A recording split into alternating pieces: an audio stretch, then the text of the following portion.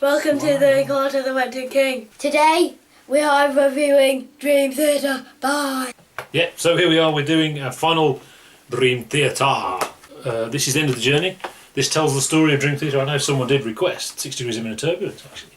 And, because I'm not surprised someone requested one of the other albums, because this is the end of a run of albums. And you could argue we should have done those 4 albums, from Scenes from Memory, 6 Degrees of Inner Turbulence, Train of Thought, Octavarium, because that's the golden moment of Dream Theater for many people.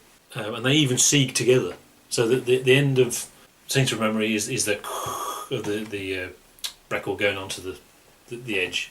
And that starts at the start of 6 Degrees of Inner Turbulence, and then you've got the brrrr at the end of that, which comes in on the next album. And at the end of this, you've got some stuff, which is at the end of Train of Thought. So that's really cool. After Scenes from Memory, the question is where would they go next? And fortunately, they had somewhere to go. That could have been kind of it, really, in that they've found what they're looking for, and that's it. But they are a broader band than that. They're not just doing that. Scenes from Memory is the album where they're most Dream Theatering, but they do other stuff as well. And obviously on the next album, they did the big double album. They did the 40-minute piece of music, which is kind of a concept album, kind of very, very siegey 40-minute thing, as well as some heavier stuff as well. They went to see Pantera, which changed their direction somewhat. And the following album, of course, after they'd done Master of Puppets and Number of the Beast on tour, was of course a proper metal album, 7 tracks, proper metal album, Train of Thought, and that's a really good album. If you want the really heavy stuff, that's the one. So what do they do next? Well, the sort of crowning moment of this journey is this Octavarium. And the idea is it's the ultimate Dream Theater album in that it covers all bases. It does something for everyone. It's got the ultimate Dream Theater song in the title track. It's got the heavy stuff. It's got the commercial stuff. So even fans of Falling Into Infinity, there's stuff on there for them. I think these songs are much, much better than the stuff on Falling Into Infinity, personally. But you've got I Walk Beside You, and you've got The Answer Lies Within. That'll appeal to those people. You've got the Root of All Evil, which is really good riff, really, really heavy, and that continues. Mike Portnoy's 11 steps of the Alcoholics Anonymous journey songs. I think he had 2 more after this, and the idea was eventually to play them all in one go. They didn't actually do that, and I'm glad they didn't. But it's a great song on its own, great opener as well. So it's got everything. It's perfectly balanced. It's like a classic album, 8 tracks. And it's kind of got a first half and a second half. You've got the really heavy thing with Panic Attack, which is just awesome. And the bass at the start. Fantastic album. The definitive one for me. This is it. This is the best Dream Theater album. And after this, it was never quite as good. The next album is okay. It's good. There's good bits, but it's not 100%. And the next album after that, for me, is. And then Mike Portnoy left, and what I've heard of the later stuff, nah. So this is it. This is the apex. This is the moment for me. Yeah, it's a good album, isn't it? It is a good album. It's almost a bit boring because it is. It's a classic album, isn't it? It's hard to find fault in it. Yeah. They're sort of the things that we've talked about, which do hold them back a little bit, are really suppressed here. Yeah, they do it one bit, and then they don't do it. They do something else. What a good idea! The fact that there is sort of like a collection, which gives it a bigger range of things going on.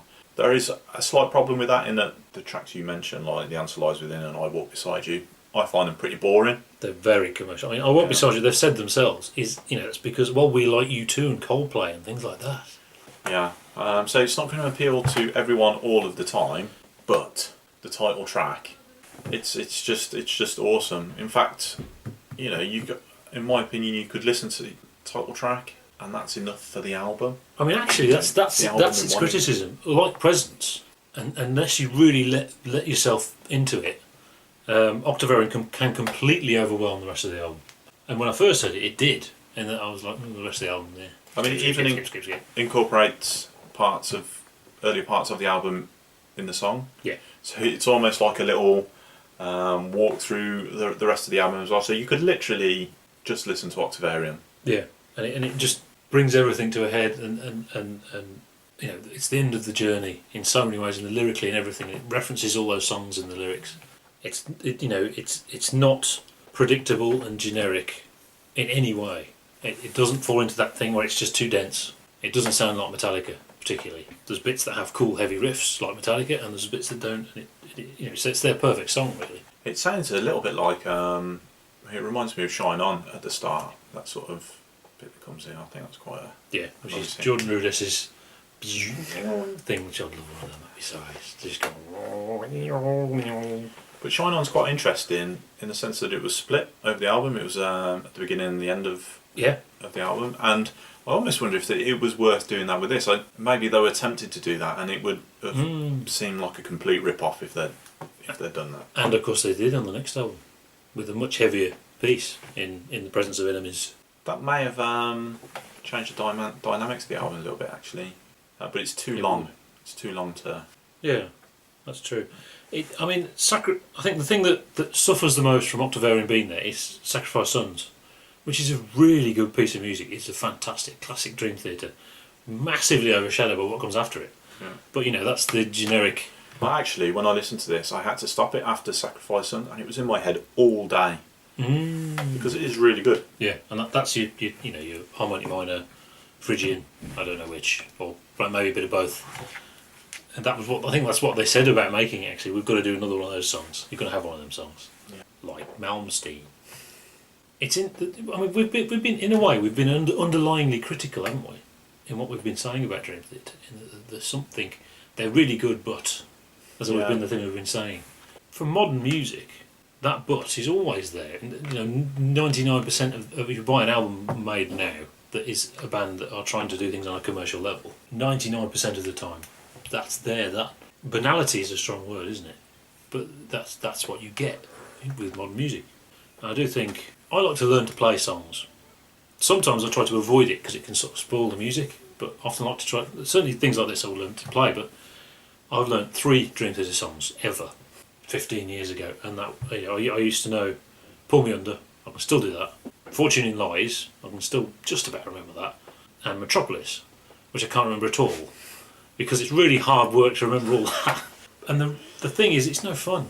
It's not really any fun. You learn it, you play the notes, you've finished, and it doesn't have, say, King Crimson or something really, really extreme or complicated that's more fun. Trying to play Alan Holdsworth, this for some reason isn't fun to play like Led Zeppelin is fun to play. Well, there's a stamina challenge element about it, isn't there? There's a sort of keeping up with it because the songs are so long. Yeah.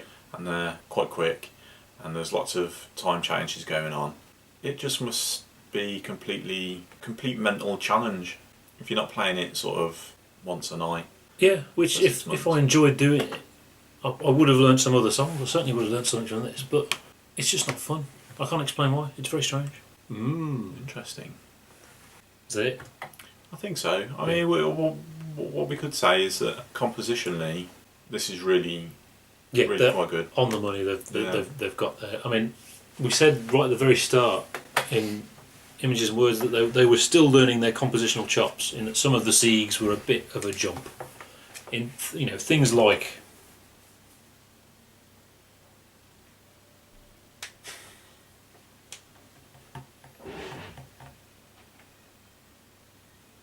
Take the Time.